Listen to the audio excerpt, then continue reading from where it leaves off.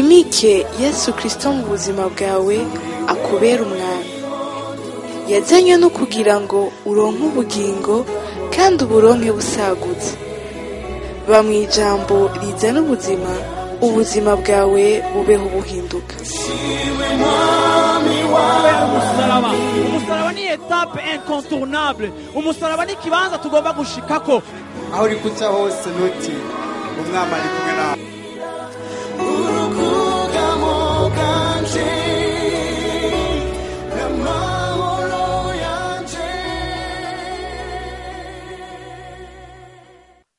Turashobora kugurura Bibiliya zacu muri Psaumes 23 Zaburi ya 23 kandi Imana ihezagira abaririmbyi mu mwanya mwiza baturongoyemwo. Nanje ndibaza ko ngomba kuvuga mu mwanya mutoya kurusha nsanzwe mvugamwo gushimikira kuri iki kintu nibaza ko ari ikintu gikomeye nk'abantu b'Imana tugomba kumva kandi gusobanukirwa kugira ngo turushirije kuja imbere. Nta kintu kibabaje canke nta kintu kigoye iyo wakijijwe ukaba mu rushengero kumva amajambo y'Imana, kumva amajambo menshi meza y'ivy'Imana izokora canke y'ivy'Imana ishobora gukora, ariko mu buzima bwawe mvuge nk'ababandi bavuye ngaha, mu buzima bwawe ugapfana ibintu bitashoboye gusohoka. Kenshi mu nyigisho canke mu majambo dukunda gusangira, kenshi hariho ikintu c'umubabaro nibaza mpora niyumvira nkavuga nti umunsi tuzoshika mu ijuru kuko twakiriye Yesu nk'umwami n'umukiza tukaja kubana n'Imana yacu, ariko Imana ikatwereka ivyo je na wewe twari gushobora gukora ariko tutigeze dushobora gukora, atari kubera Imana itabiduhaye ariko ari kubera tutabimenye canke bitashoboye gusohoka ngo bija habona. Ndibaza yuko naho mu ijuru atamubabaro ubayo, ndibaza yuko aho hantu hazoba akantu kameme k'umuhari, sivyo? Rero ndasenga kugira ngo Imana igufashe ntihagire ikikurimwo gipfa kitagusohotsemwo, cane cane kigomba kuzana umugisha ku mahanga. Yesu ashimwe cane. Haleluya. Ikikurimwo kigomba gusohoka ariko kandi ugomba kukimenya kuko hari abantu badashika. Rimwe hari igihe twumva hari ibintu bidashika a terme, hari ibintu bitangura ntibishike ariko vyabayeho canke vyatanguye. Hari imyaka nigeze kubaho mu gakiza nibaza yuko nkuko twaririmbye mu ndirimbo yuko ivy'Imana byose yavuze bizoba. Ivy'Imana yavuze byose bizoba, ariko hari ivy'Imana ivuga ntibibe iyo bifitanye isano n'uruhara rwa jewe na wewe muri responsabilité dufise mu vy'Imana iduhamagarira. Aho rero bica bigora cane kuko hari igihe twibaza yuko mu gakiza ari ukubaho tuvuga mu ndimi gusa, uravyumva, canke kubaho tuja mu rusengero canke dukora bene ivyo bintu, ariko naje gusanga ntidushobora kuvuga ivy'ubwami bw'Imana canke ivy'agakiza canke kugendana n'Imana tutavuze ikintu kijanye n'ingene Imana igomba guhindura ubuzima bwacu. Amen. Amen. Nukuri Imana irakeneye kuguhindura, Imana irakeneye kumpindura. Yesu ashimwe cyane. Ndashaka kubona abantu bari ngaho no munsi muri kino gitondo batindi ku rugendo rwo guhinduka. Haleluya. Sindashika ariko ndiko ndagenda. Haleluya. Simpagaze mu nzira ariko j'avance. Yesu ashimwe cyane. Haleluya. Hari ikintu Dawidi yavuze muri Zaburi ya 23 abantu benshi bazi mu mutwe, ariko ntashaka guteba ko cyane, ariko ngomba gufatira agace kayo kanyuma. Aho ku murongo wa 6 muri 23 Dawidi avuga ikintu gikomeye. Akavuga ngo nukuri ivyiza n'imbabazi bizonyomako iminsi yose y'ukubaho kwanje. Nanje nzoba mu ngoro y'Uhoraho ibihe vyose. Haleluya. Nanje nzoba mu ngoro y'Uhoraho ibihe vyose. Iri jambo kenshi hari igihe tutarisobanukirwa mu nsobanuro Dawidi yashatse kuvuga mu kuvuga ngo nzoba mu ngoro y'Uhoraho ibihe vyanje vyose. Ariko ico Dawidi yashaka gusobanura canke ico Dawidi yari karavuga, ndagomba kubabwira ko Dawidi mu buzima bwiwe Bibiliya imutubwira mu gice gito c'ubwana bwiwe ari umwungere, ariko Bibiliya ikonsakra umwanya munini wo kutwereka ubuzima bwa Dawidi. Dawidi ari umugwanyi kandi atorohewe mu buzima. Dawidi n'umuntu adasanzwe w'icitegerezo mu ijambo ry'Imana, ariko n'umuntu ubuzima bwe bwagizwe n'intambara zikomeye cyane, yahanganye n'ibibazo byinshi kumbure bisa n'ivyo uri kuracamo canke biruta ivyo bamwe muri mwebwe muriko muracamwo. Ariko Dawidi yabaye umuntu w'intambara nyinshi mu buzima bwiwe. Ariko kandi Dawidi naho yabaye umuntu w'umugwanyi, kindi gihe akaba ari umwami, akaba ari umuntu tutabona mu buzima bwiwe muri chômage, ariko n'umuntu tubona mu buzima bwiwe afise ibimuhamagara vyinshi, bimukwega vyinshi, bimurondera vyinshi. Ikintu gitangaje nuko hamwe no kuba ari umuntu afise ibimuhamagara vyinshi, Dawidi yaratahuye iki kintu, aravuga ngo maze nzokwibera mu ngoro y'uhoraho iminsi yanje yose yo kubaho. Ni gute umuntu afise amaresponsabilite, ni gute umuntu afise ivyo Imana yamuhamagariye, ni gute umuntu akomeye, ni gute umuntu afise ivyo asabwa, ni gute umuntu arongoye ibihumbi vy'abantu n'amamiliyoni y'abantu mu gihugu. Uravyumva, yari gushobora kuvuga yuko ikibanza ciwe co kubamwo iminsi iwe yose yo kubaho ari mu nzu y'Imana. Nuko Dawidi mu rugendo rwiwe nk'inshuti y'Imana, Imana yagiye ihindura vyinshi muri we, kandi Imana yagiye imukomeza imwigisha ku buryo mu burongozi bwiwe canke mu butegetsi bwiwe budasanzwe. Dawidi yaratahuye yuko ata bintu bikomeye yoshoboye gushikako hatariho part y'Imana mu buzima bwiwe, hatariho impact y'Imana mu buzima bwiwe, hatari mu ruhara rw'Imana mu buzima bwiwe. Yari umuntu azi yuko naho afise ivyo ahamagarirwa, ariko kandi arakeneye présence y'Imana. Amen. Arakeneye présence y'Imana. Mbwira umuntu mwicane, turakeneye ukubaho kw'Imana. Hari igihe twibaza yuko aho Imana iri canke présence y'Imana n'iryari aho tuvuga ngo Imana yabaye mu gikorana, n'iryari tuvuga yuko Imana yabaye hamwe natwe, n'igihe twakoroye amosozi, n'est-ce pas? N'igihe twumvise mu bigumbagumba vyacu hari ikintu kidasanzwe cabaye, n'igihe twumvise yuko hari ibintu bifatika, hari ibintu bidasanzwe vyabaye, n'igihe twumva yuko muri twebwe hari ukuntu twiyumva neza ukavuga ngo no munsi Imana yari aha hantu. Haleluya.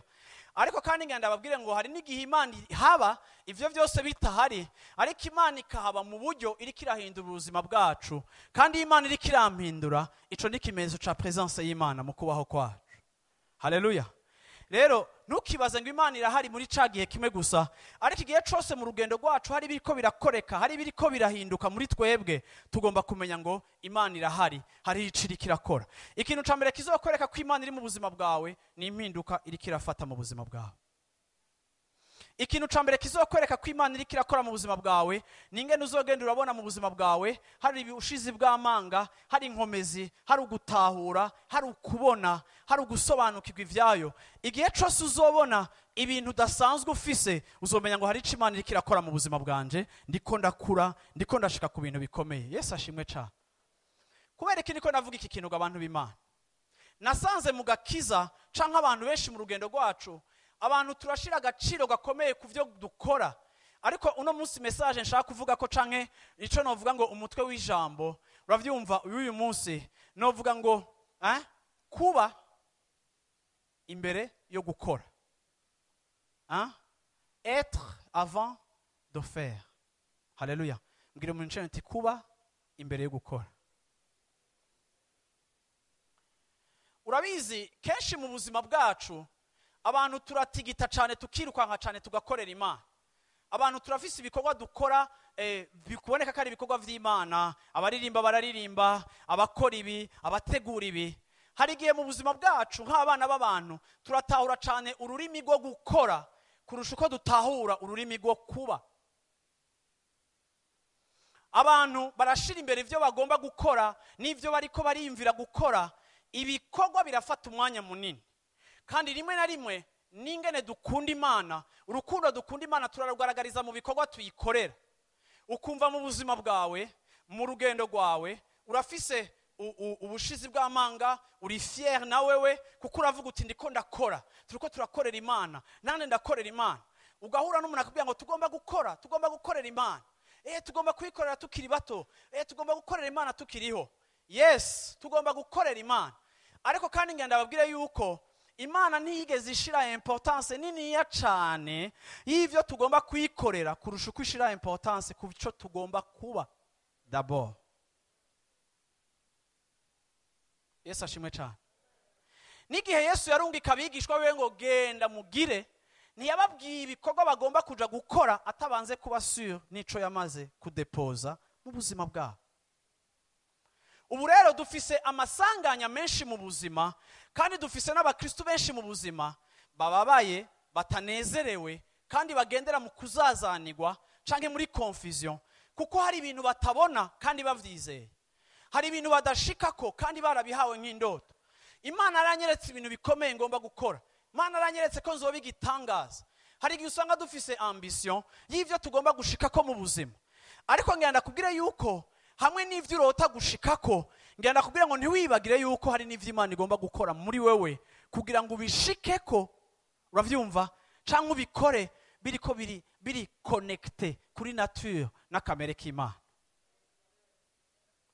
Musi umugore yarabwiye Yesu, aravuga ngo twebwe Imana yacu basogokuru batubwiye kuyisengera kuri iyi misozi naha.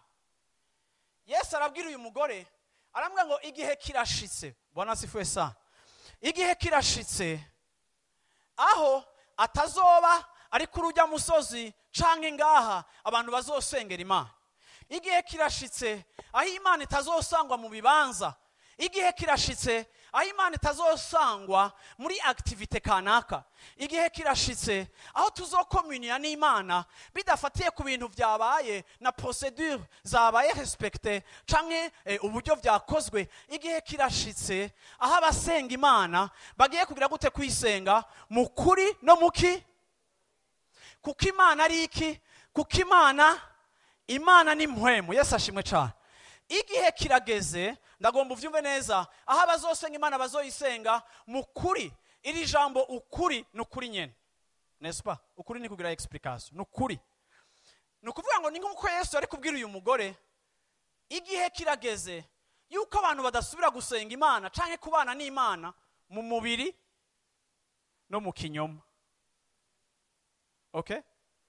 Sivyo? Yesu yakoresheje imvugo iri positive, sivyo? Ako mfashe nkaja muri negative l'opposé y'ivyo yavuze.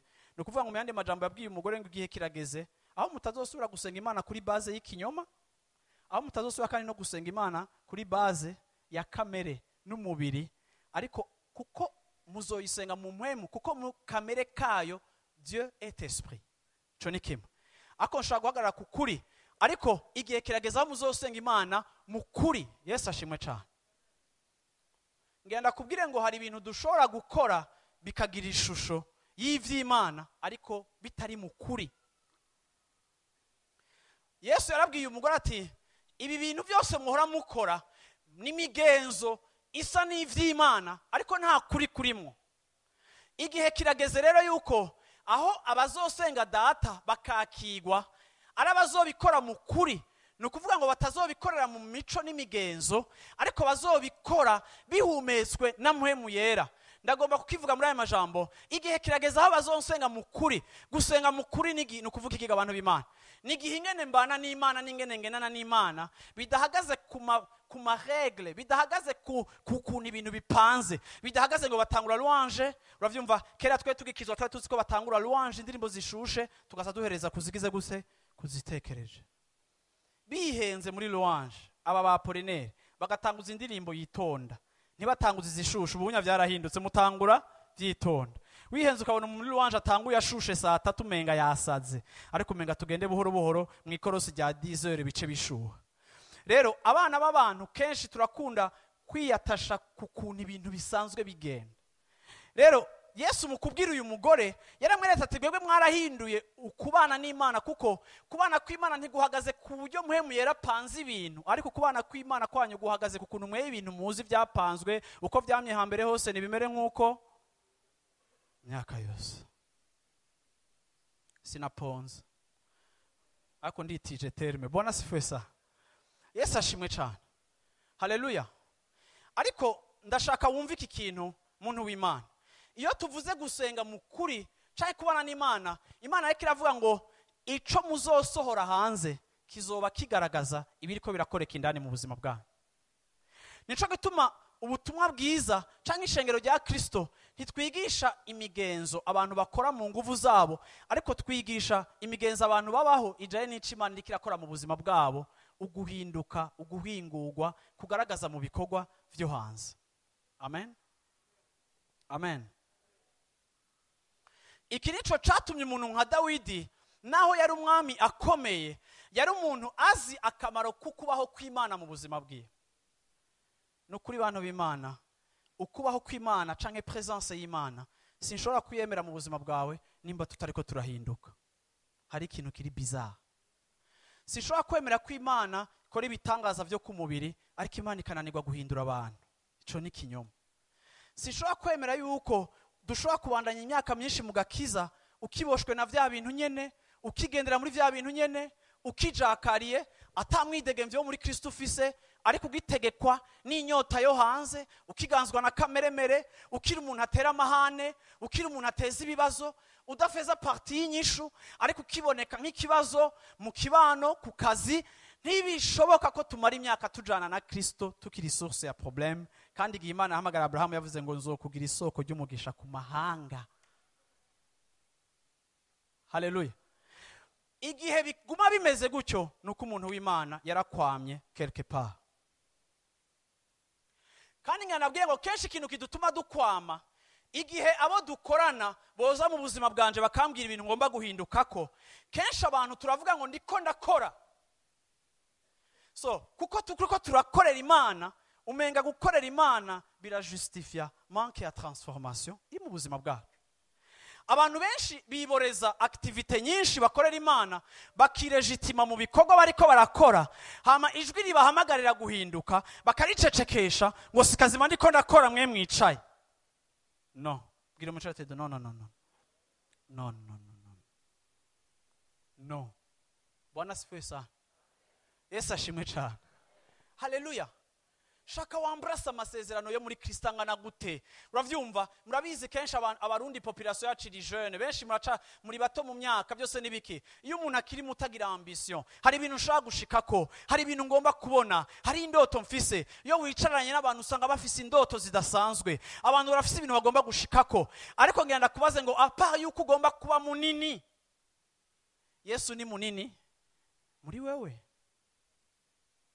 Kuko uwaguhaye indoto nimba ari we, ni ukuvuga ngo igihe cyose Imana ishira indoto mu muntu, ariko ikakompanya na processus ya transformation muri ujya muntu, kuko Imana irazi ko garanti y'ugushika ari icirikira akora mu buzima bwawe.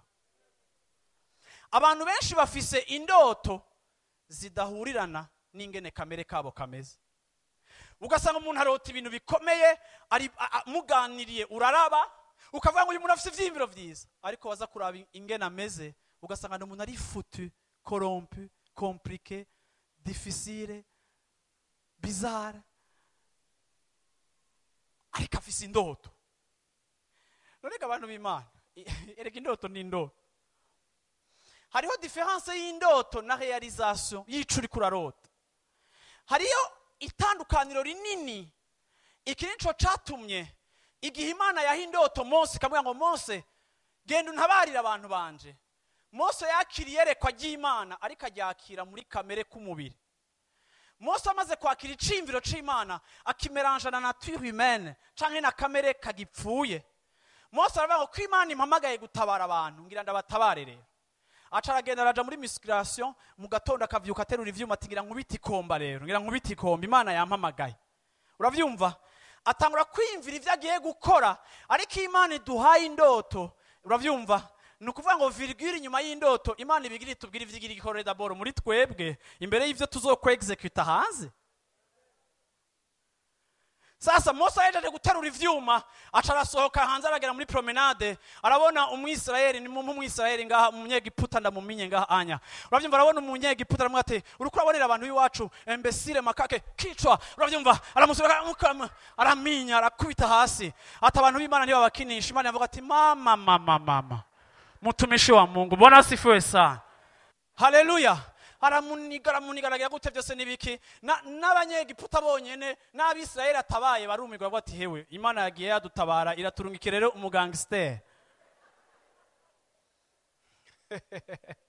Ya bantu b'Imana, ubwami bw'Imana bwuzuyemo abagangster, abagangi bafise Bibiliya na microphone ni cravate bien sûr, ariko abagangi uravyumva? Imana imaze kubona Mose ngene atanguye, Imana yavuga ngo umuhamagaro niwo, ariko procedure.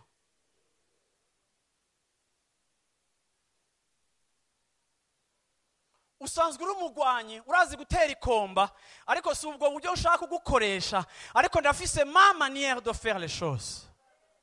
Ndafise uburyo ushaka ko ibintu bigenda. Nigihe kera Imana yaje kiyereka Mose, kamubwira ngo ndagomba kunyubakira ihema, tabernacle. imana yaraje iramuha amadetayi y'ibintu byose. Uzoyubaka muri ubu buryo, uzoshira inzahabu aha, uzokubakisha amatara ameze uku. Imana yaraje iramuha detaye kuko imana niyo architecte y'ivyo igomba gukorera muri wewe. Rero imana iduhamagara ifise uburyo ishaka ko ibintu bikogwa, ariko kenshi mu buzima bwacu turafise tendance yo kuvyikorera uko dusanzwe twibaza ko twobikora na mind yacu ya kipagani. Ariko Mose amaze kuniga uwo muntu, uravyumva, bimutera ikibazo, arinda ahunga. Imana imaze kumusanga ari umudemobilize. Vuga uti demobilize. Hari abantu muri mwebwe musa n'abacanganye ikibe bakakubwira ngo ujya muntu ngo yahora akorera Imana ngo amazi imisi yari yicaye yagize gute, bakabona umenga warahomvye. Ariko je iyo mbonye rimwe na rimwe wicaye ncamenya ko ahubwo ariho gihaguruka, kuko hari umuvuduko abantu bagira mu bintu ariko bakabutwazamwo, uravyumva, kamere na kakaranga ka kera kabo, ariko bitari conforme y'ivy'Imana. Abantu bakakwapresiya kubera amavuta kuboneka ko, ariko Imana ikumigwa iravye inzira zawe n'ingene biriko birakoreka, kuko imbere yuko igukoresha hanze iragomba gukorera muri wewe first.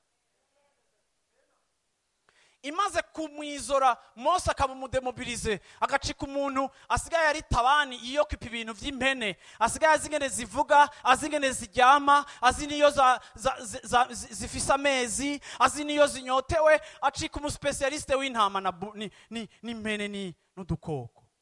Imana irazira mubwira ati, arayibaza ngo urinde, ati wa wundi nyene yaguhamagara ya myaka iheze aragarutse kandi gusubira gukonfirma appel. Ariko kandi ikintu myenda kuza k'uyu munsi nuko uri different. Mose arabwira Imana effective ati none gabana wowe unyiteze ko je noja gutabara abantu gute nsigaye ndi umuntu yahomvye, entreprise en faillite. Wowe wabuze kunkoresha nkiri hajya nshobora kubita kudeta nkahita na mablende ya Farao nkamuteranya n'abasoda batanu nkakubita kudeta. Naruje kunsanga mfise inka, mfise n'inkoni. Eske baza ko inkoni zishobora guhindura ibintu? Imana irambwira ati aho rero washice. Bwana sifiwe sana. Haleluya. Aho nyene niho ngize gute?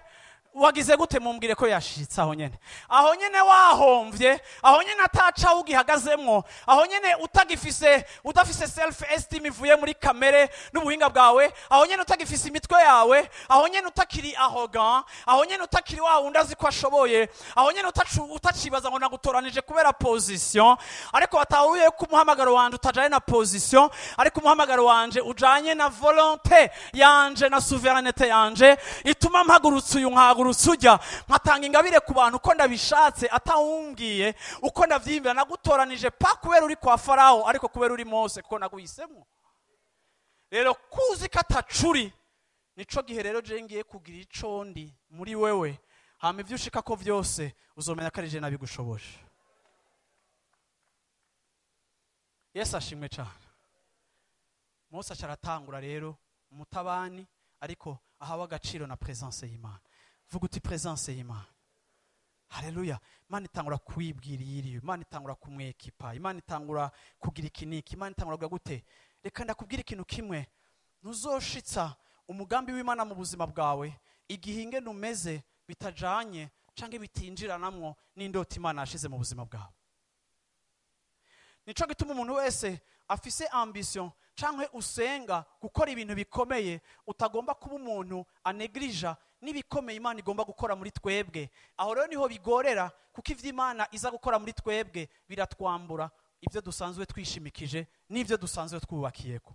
Nico gituma abantu benshi iryo shuri bararisimba, bakiruka mu bikogwa, bagakora vyinshi cyane, ariko rya shuri wasimvye riraza rikakuratrapa igihe uri kuri position hejuru. Ubugwayi bwawe Satani agatanga kukwamburira imbere y'abantu. Hariho abarongozi Satani yamburira imbere y'abantu, hariho abantu bakora ibintu bikomeye Satani abamburira imbere y'abantu. Abantu bakavuga ngo dutwawe n'umuntu yambaye ubusa, ariko kandi ijya ni preuve yuko, uravyumva, evolution y'umuntu na speed y'umuntu gushika ku bintu itahuriranye na rythme y'Imana mu buzima bwiwe. Point est très à la ligne. Nimbere yuko umubona cyangwa ukamukritika, ikibazo je nawe twokwibaza, eske jewe pa rapport yaho ndiko ndaja igikorwa c'Imana kigeze ku gipimo ikihe? Mbega Imana ivuga ngo nisangapi mu buzima bwanje? Mbega Imana igejejeho ibikorwa mu buzima bwanje kugira ngo na jewe sinisange mu bikorwa vyinshi ariko hariho absence y'ibikorwa vy'Imana mu buzima bwanje. Yesu ashimwe cyane. Amen. amen. Rero ugomba guha agaciro icyo Imana iriko irakora muri wowe kurusha uko uriko uraha agaciro ibikorwa uriko urakora. Haleluya, haleluya. Mwumva bigoye? Kuko urabona igituma ibikorwa biraryoshe, resultat iraryoshe. Iyo nubatse ibintu, iyo nkoze ibintu, iyo akazina kanje kagiye muri journal, iyo banshimiye, ivyo umuntu wese arabikunda. Ariko ivyo Imana ikora hari igihe abantu batihuta kubibona, ariko Imana ariyo mugomba kujana mu bikomeye. Yo iriko irakubwira ati mwana wanje ntuhe importance aho akazina kawe kari afishe, ariko ntuhe importance aho ngeze mu gukora mu buzima bwawe. Amen. Nico gituma ntemera yuko naho woza ufise talent imeze gute muri Kristo Yesu, naho wowe warasizwe gute, nkakubonamo amavuta, ariko sindakubonemo ivyamwa vyamuhemera mu buzima bwawe, ndakubona nk'umuntu asizwe kandi ari expose kandi bientôt azosanzara. Nico gituma mwisi mubona abantu bakomera umwanya muto bagasayangana, inyuma y'imyaka 5 kamenga barapfuye kandi bakiriho, ariko telma amafuti yabo yo kudahinduka yarisha ivyo bashitsemwo byose bakoresheje ingabire y'Imana. Ukabaho uri muzima ariko ukamenga twaraguhamvye, ariko kuko mu kuboko kumufise ibiguhagurutsa, ariko mu kundi kuboko urafise n'ibikwica. Hari umuntu mwicarana ukumva afise ivyimviro vyiza, ariko ukamenya ko mutazopfa mukoranye, kuko urabona yuko ivyo muzokubaka byose ejo muzobisambura. Umuntu agaca yibaza ngo umuntu agaca avuga ngo jeni ngo ntibanyemera, jeni bankonsidera, habanioni, oya tunakuona. Haleluya. Urafise ivy'Imana, urafise ubwenge bw'Imana, urafise ibintu vyiza, ariko kandi ndakeneye no kubona hirya y'ingabire Imana yaguhaye. Haleluya. Kuko ingabire z'Imana ku buzima bwacu ziri gratuit, ariko transformation iri volontaire. Ingabire Imana iziguha atacibajije, ariko ibijanye no guhinduka irakubaza yuko woyemerera igakora ku madose yawe amwe ari brûlant. Uravyumva, uko uyemerera ni kwihindura ubuzima bwawe. Rero igikomeye singabire ufise, ariko igikomeye nico Imana iriko irakora.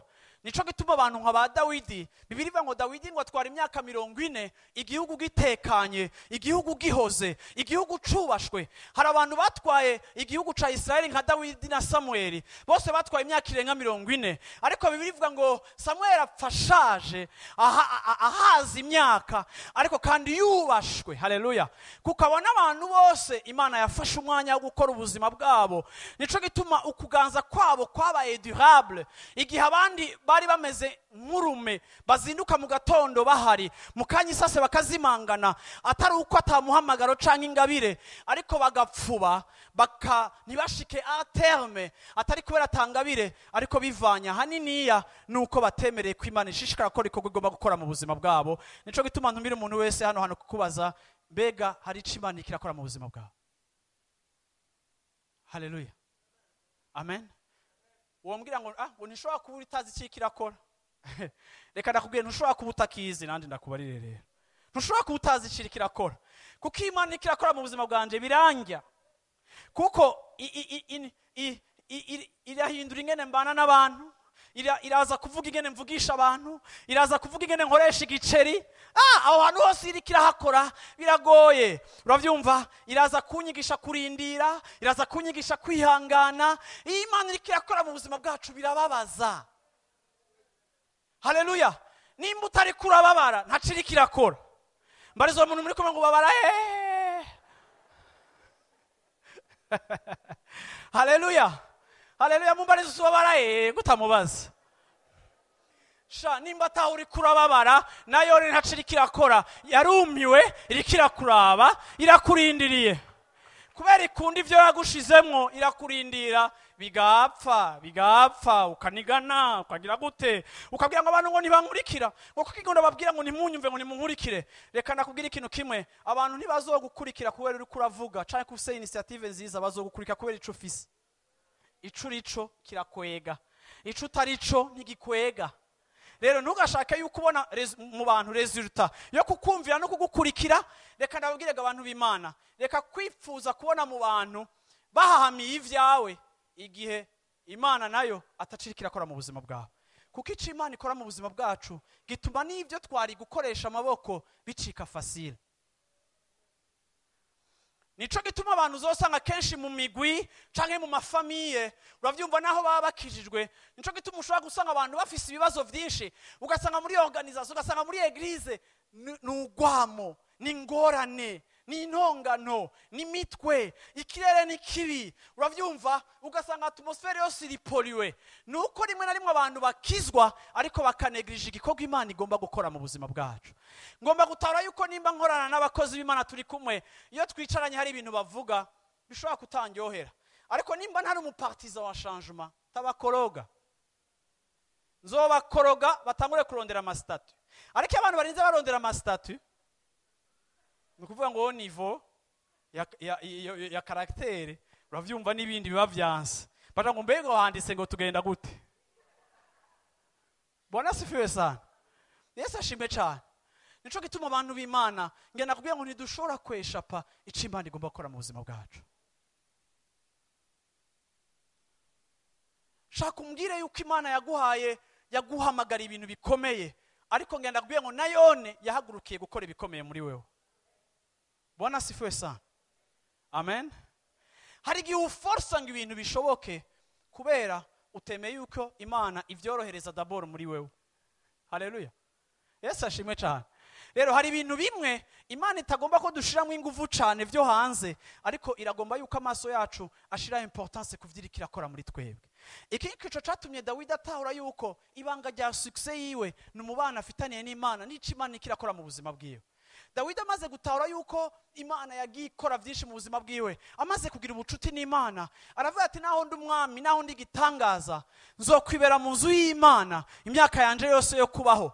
Ntiyavuze ngo nta kindi kintu uzokora, ariko yashatse kwereka yuko ntazopfa neglige importance ya présence y'Imana mu buzima bwiwe.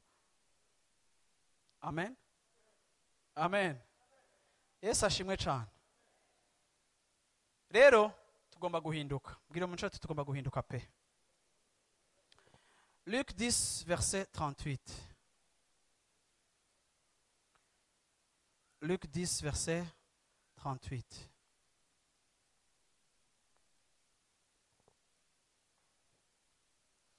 Ni bande bari ngaha bazi kudashobora kubaka urugo utemeye guhinduka ngo rube gwiza? Tuza amaboko abubatse ntimuntera ubwoba. Bwana siwe sana. Mu rugo niho usanga ubajije umukobwa akiri karasengera umugabo ati none je dusengere umuntu ameze gute?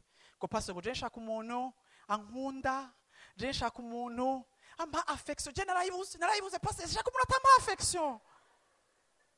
Kwa chwaza umuhungu ati none ushaka Imana iguha umugabo ameze, umugore ameze gute? Pastor shaka umugore anyuba.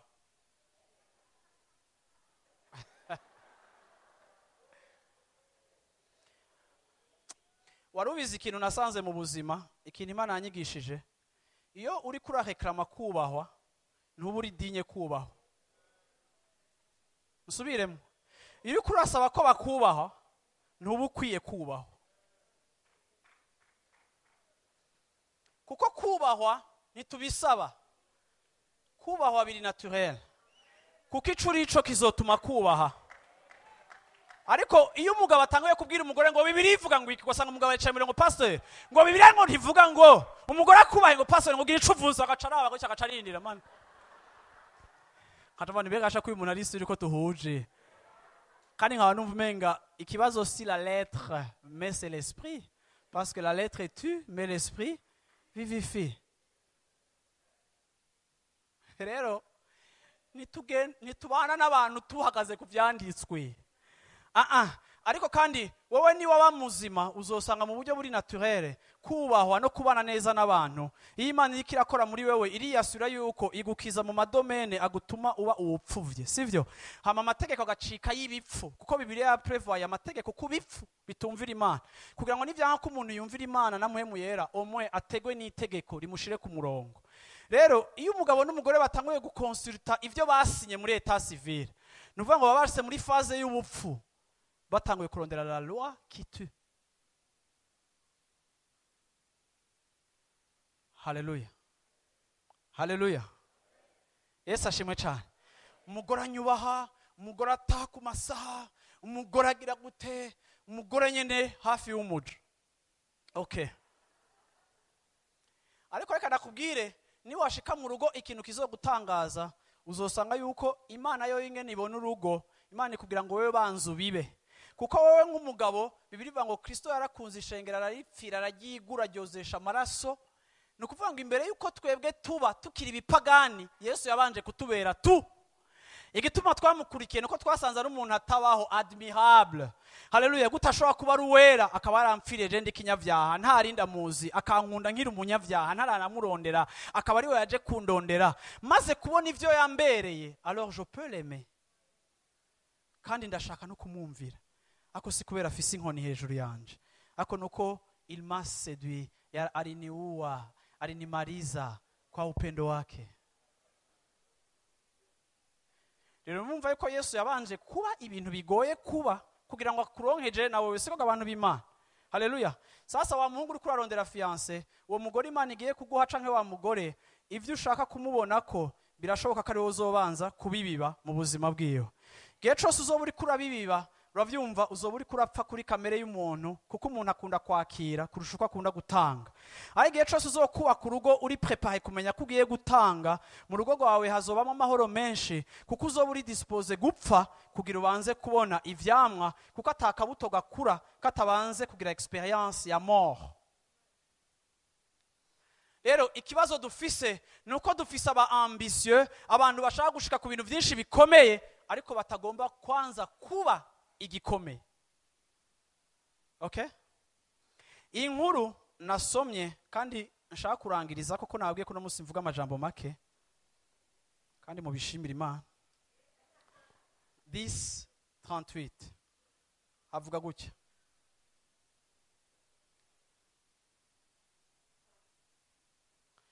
urazi yuko nk'anya naho noheza mkavuga ngo ni mutahe, bamwe mukwiye gutaha juste gusa mugenda nko gusaba ibigongwe no kugira gute, uravyumva kugira ngo twemere ikigo c'Imana gitangure mu buzima bwacu. Haleluya. Caratanguye ibinje kandi gusubira kandi gusa kukwibutsa yuko biri important kuba imbere yo gukora. Haleluya. 10:38 havuga ngo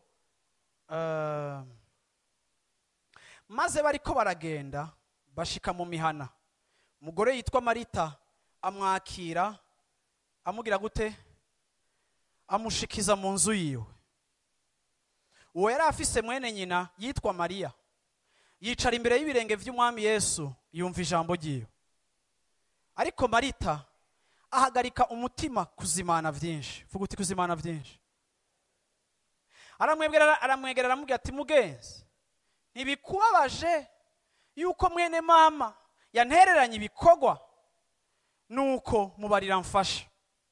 Umwami Yesu aramwishura ati Marita, Marita, uriganyira wigora muri vyinshi, ariko ibikwiye gose ni kimwe, kuko Mariya ahisamo umugabane mwiza atazokwakwa.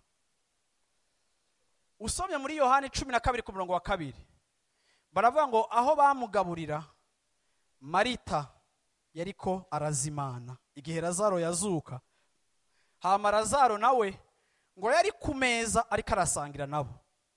Bibiliya itwereka aha n'igihe Lazaro yazuka, Marita tuguma tumubona ariko arakora. Marita Bibiliya imutwereka hari ibintu ariko arakora, ari busy. Bwana sifiwe sa. Ariko kandi aho bikomereye, Marita amaze gutangura kwiyumvira kugaburira Yesu, agategura imfungurwa, agategura amasalade y'ubwoko bwose, agategura ama-entrée n'amasorti. Uravyumva? Agategura imeza nziza, akagira decoration. Yaguma agenda aterura amasafuriya, abika hariya, ajana agaruka ngaha, akora. Bantu b'Imana, hariho abantu bakora. Hariho abantu b'abakozi. Hariho abantu b'abakozi. Iyo uri mu bantu hariho abantu b'abakozi. Uravyumva? Ariko kandi hariho n'abandi bantu b'ibinebwe kandi bidasobanura ko bahisemo umugabane mwiza wa Mariya. Abo rero nibace bavuge ngo amen. Sivyo? Ariko kandi hariho abantu mu buzima biraborohera kumva ico tugiye gukora. Haleluya. Hariho abantu baza bakubwira ngo pasteur, ko mutatubwiye ko muriko murakora ibi, ko mutatubwiye ko hari ico muri ko murakora? Kuko hari abantu bumva bari à l'aise mu gukora, ariko kandi si kenshi usanga hari umuntu avuga ngo kuko mutatubwiye ko hari amasengesho, kuko mutatubwiye ko hari umwanya wo kuba imbere y'Imana. Oya, ivyo vraiment nta muntu azobigutera ko umuhari, ariko ibintu by'ibikorwa ko mutatubariye. Reka twe turafise inkomeze, reka twe turagira gute? Reka mbwira abo bagangi rero bari ngaho no munsi. Uyu mugore, aba bantu babiri Yesu atwereka bararepresenta igicapo c'ishengero mu bijanye na ordre y'ama priorité. Yesu aragerageza kutwereka biciye muri iyi nkuru, kuko niyandikiye ubusa, yuko uyu mugore bamwakiriye ari babiri, ariko umwe araramutsa Yesu. Sinzi ko Yesu gere bamuramutsa, sinzi ko bamubwira ngo bona siwe sana, cyangwa sinzi ko bamubwira ngo Yesu ashimwe, aho sinzi ko bamuramutsa bate bite Yesu ingia kido, uravyumva? Baramuhanga ikaze bamwinjiza mu nzu. Haleluya. Ariko ngo bagiheza kumwinjiza mu nzu, Marita acaja mu gikoni. Haleluya. Sha ndakubwire nta commentaire, ariko kandi Marita yinjira mu gikoni, arakora sinzi amasaha ngahe, sinzi ko Yesu yari yababwiye ko aza kuza, sinzi ko atari yabibabwiye, nimba atavyo yari yavuze urumva ko ari we yaragitangura gukora. Yesu akaguma abona Marita arengana shwa n'igitambara ku mugongo, yihanagura akayashu, amanika bijya agira gute. Maria na wene yashitse ku birenge vya Yesu, acarica ati mbe hajya wa mugani wasobanura wakabuto kagiye kakagwa mwivu, hajya washatse kuya gute? Yesu akaba ati hajya nagombye kuvuga yuko ubwami bw'Imana bumeze ngo. Ariko Marita akagenda karengana karaba, akagenda kaduza isahani akagira gute, akoza ivyomba akagaruka, agasanga ati amen, none hajya wagize gute, none mu bwami bw'Imana bw'iri umuntu abwinjemo yoca bigenda gute? Yesu akaba ati oya bimeze ukunya. Ariko akagenda kamuraba, Marita akavuga ati ariko kwe.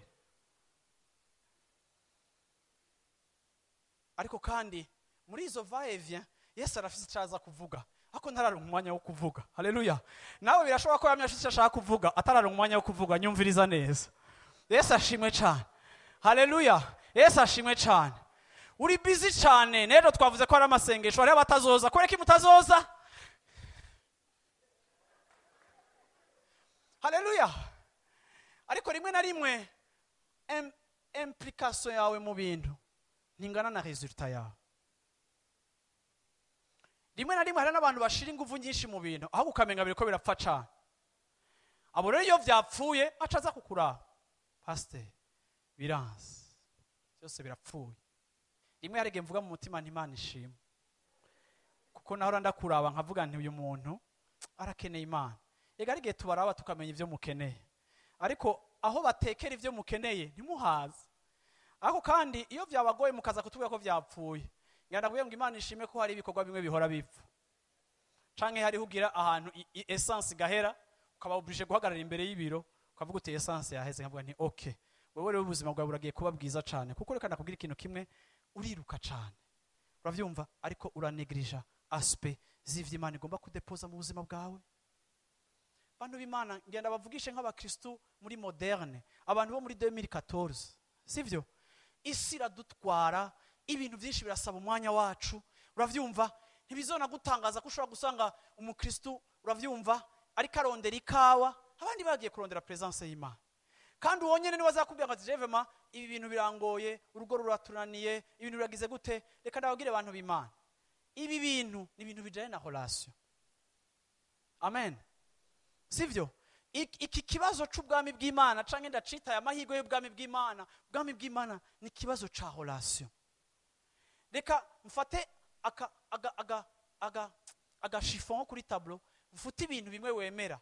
Bantu b'Imana ngenda kubwiye ngo abakristo ntibashobora gutungwa na dimanche. Ngenda kubwiye ngo hari abakristo baza muri mwege hagati mu ndwi kwiga Bibiliya nkuko twigisha Bibiliya, abantu agashika akabona hari abantu bake, akabona hari abantu nka 30 canke 50, acicara mu mutwe we ukabona ko ari karavuga ngo jewe désormais naje kuraba ingene bimeze, ndabibonye uyu munsi ndabiheza, ariko iminsi ikurikira kuko ntibidunda ntibishushe bantuze yasiho bari. Reka ndakubwira igituma bantuze atariho bari, nuko bishoboka ko bantuzeya badatahura importance yuko uko Imana itugaburira ikadutungisha ndani bira affecta le bien-être. Amen. rero mbwira umuntu mwicara ati ntube busy gushika naho Imana ikubura. Amen. Amen. Sivyo?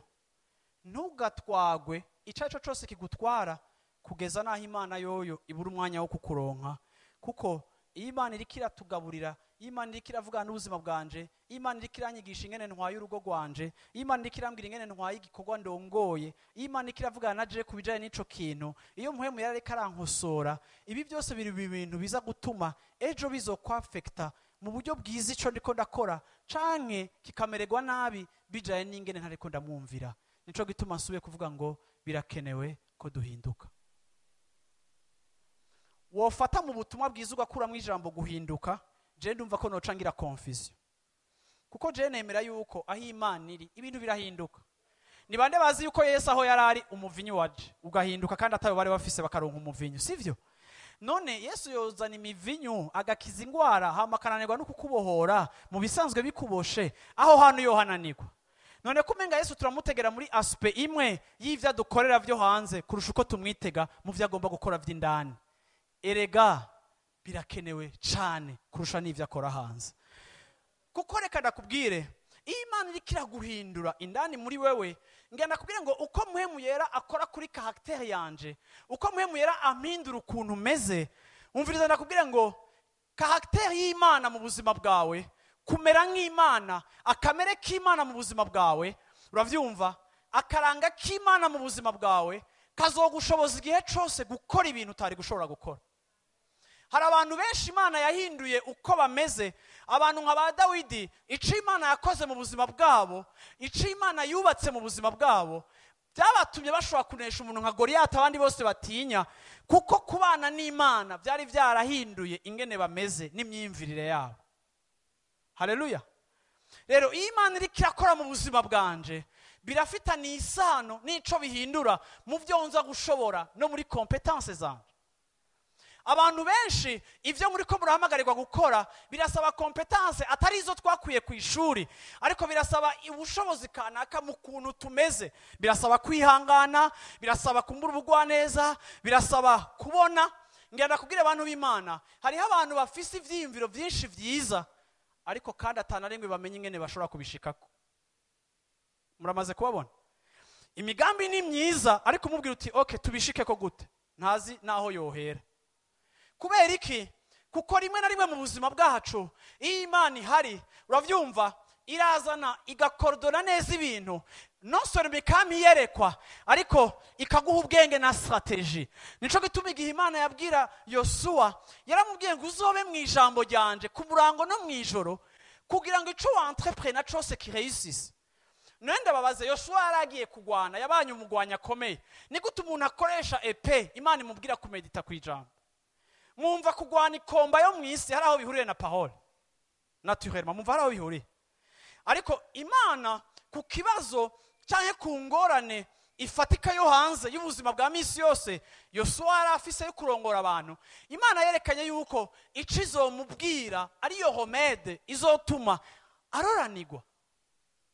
Rero bamwe muri mwebwe mufise imigambi yo kuba aba businessman bakomeye, uravyumva niyo uri kuravuga n'ijwi ryarahindutse, ugomba kuba gangi. Uravyumva ngo uti hari umuntu nigeze kumva yavuze ahantu ikintu kiri bizarre, aravuga ngo mwege wakoze b'Imana, ngo mwege ngo muje mu ijambo murabaherezi mutugaburira ijambo, mwiyumvire ku ijambo muri medite ko mutugaburira ijambo ko mwe murabaherezi.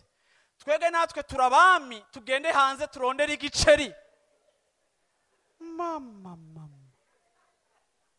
bwira umucaye uti turabami n'abaherezi. Yesu ashimwe cyane. Haleluya. Wewe nitugukeneye ko iminsi yose uje usohora portefeuille yawe, nitukubonamo source ya revenu, nitukubonamo isoko ryo gutungisha iki gikorwa. No, naho utariho cariho, naho uzogenda kizobandanya. Ariko iyo tukubonye turashobora kubona ubutunzi Imana yaguhaye, tukamenya ko buzokubaka. Aho ngenda kubwira ikintu kimwe ngo igiceri cawe ntibocubakira ku rugo rwawe, igiceri cawe ntibokiriramwo abana bawe. Urakeneye présence y'Imana mu buzima bwawe. Naho oza unzaniye amashikanwa ukaza kwa yadepoza ku birenge, ntuzonye impressiona igihe cyose mbona kudaha importance kikorwa c'Imana mu buzima bwawe. Kuko kuko abantu barapfa kuko bifatiye ibidoktrine bimwe baravyambrasa. Rimwe na rimwe ugahura n'umukozi w'Imana abateye ko kwera igenda urondera amahera nande ndondera ijambo. No, kurondera ijambo, kurondera icyo Imana ivuga ni responsabilité y'umukristo wese yavutse ubwa kabiri, kandi ntawe ubikeneye cyane kurusha uyundi. Je nobijamwo cyane kuko ndakugaburira, ariko kandi nivyo nashoboka ukandusha kurirondera, urondera n'igiceri uragaheza gigo kandi ni wahushije, kandi uzobona yuko n'igiceri ca urondera iri jambo rizozana apport nziza mu buryo ukora business zawe. Ijambo ry'Imana rikomeza amagufa yacu. Ijambo ry'Imana n'ubuzima. Ijambo ry'Imana turarifungura tukagaburirwa. Ijambo ry'Imana riratwongereza ubwenge. Ijambo ry'Imana riri increasinga kapasite yacu ya jugement. Ijambo ry'Imana riraduha discernement, nibagucamwo, ariko ijambo ry'Imana riraguha ubwenge bwo gutahura ibikwiriye n'ibidakwiriye. Ijambo ry'Imana riraguha kubona au-delà y'ibiri visible, kuko Kristo ari muri twebwe kandi nature ya Kristo iri muri twebwe. Asanga Kristo yari bwenge, igihe ufise jambo ufise ubwenge bwo kubana n'ibintu byose no kunesha muri byose, kuko uko agwira muri wewe niko nawe ugwiza amahirwe yo kuroranirwa. Haleluya. Ngira umuntu nshatse irondera ijambo rero. Haleluya. Mumbare utirondera ijambo kubw'urugo rwawe, rondera ijambo kubw'abana bawe, rondera ijambo kubw'ubuzima bwawe, rondera ijambo kubw'indota Imana yagushizemo, rondera ijambo kubw'ibyifuzo vy'Imana bikurimo. Akira jambo. Nta na rimwe jambo aba incompatible n'umugambi w'Imana mu buzima bwawe. Hari abantu batinya kwegera Imana cyane, akavuga ngo ninayegera cyane yava ingora, akavuga ngo pasteur ngo 2015 nzohagarara neza muri Kristo. 2015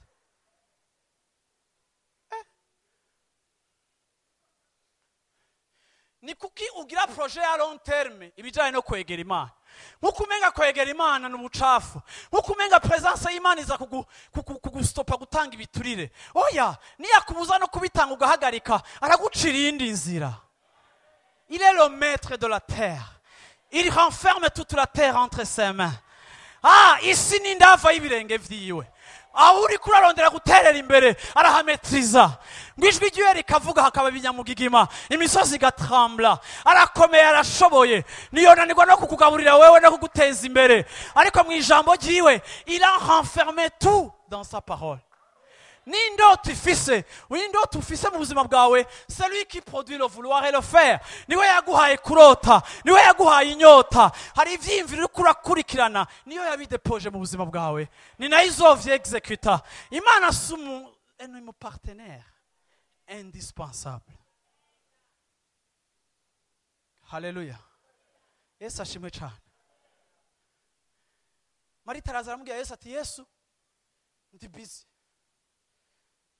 gira ko gakobwa urabona aho nahereye gukora. Yesu kuva November nashize kumbabura, kuva nashize kwa amazi birasha, ndashire n'uzo raba bwira mari imisi yose, raba kwicaye imbere, raba yicaye imbere yawe, nta kintu kimari karamfasha, murungike chararenga. Tellement yari sûr yuko suggestion yiwe Yesu achavuga ati amen. Kuko après tout Yesu bagira bamugaburire. Ndakunda Yesu ntameze nk'abakozi b'Imana bo mu myaka y'igihe c'iherezo. Naho yari kamutegurira ivyo afungura, ntiyigeze akura amaso kubiri essentiel. Si kubera uri kuranzanira ariko uri kurapfa nca mvuga amen. No, biragahera mu izina rya Yesu Kristo, kandi n'Imana ibiturinde mu izina rya Yesu Kristo. Haleluya. No, oya, aramubwira ati Marita, tu t'agites, tu t'inquiètes pour rien. Mana yanje. Ariko umuntu uri kuragaburuka ngo pour rien. Pour rien. Tu t'agites et tu t'inquiètes pour rien. Uyu Maria yahisemo umugabane atazokwakwa. Kuko sima importance vy'umuntu ariko arakora ari vide, ariko ma importance vy'umuntu ariko arakora ari rempli. Kuko naha agaciro ibikorwa vyinshi, ariko mpa agaciro karite n'ijwi rihumetse ivyo uriko urakora. Washobora gukora tugasenga Imana rero. Amen. Hallelujah.